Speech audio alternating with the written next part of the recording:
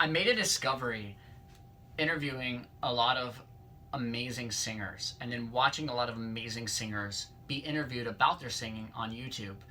The first time I made this discovery it was when I watched Sammy Hagar, who's one of my favorite singers, one of the most amazing vocal ranges, incredible voices. I saw him being interviewed and people asked, how did you learn how to sing?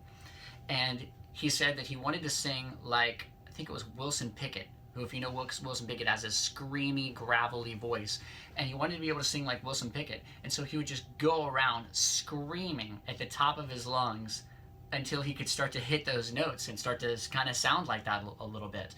And I was like, wow, so he didn't have vocal lessons, he just went around and screamed? That sounds exactly the opposite. How didn't he blow out his voice? But no, he like developed this incredible voice from doing that. And then Arnel Pineda, I saw him interviewed, which is now the lead singer of Journey, and he was saying how he learned how to sing. And it was the same thing. He literally just kept on screaming these high notes until he could start to hit them. He would go around trying to sing these Journey songs, these super high songs, and he would, go, yeah! And just scream these high notes until he could start to kind of sing these higher songs. And then I asked a few singers that I know who have incredible voices, like, how did you learn to sing? And they were like, oh, I used to play in this bar and I had a really low voice, but I would just kept trying to scream these Boston songs and over, and I would lose my voice, and then a few days later I'd come back and I'd try and do it again, I'd lose my voice and I'd come back and do it again. And I thought, wow, that's just the opposite of sort of every vocal teacher, like, save your voice, be really careful, don't sing too loudly, all this kind of stuff, don't scream. It's sort of the opposite advice, but yet this is coming from the top vocalist in the world.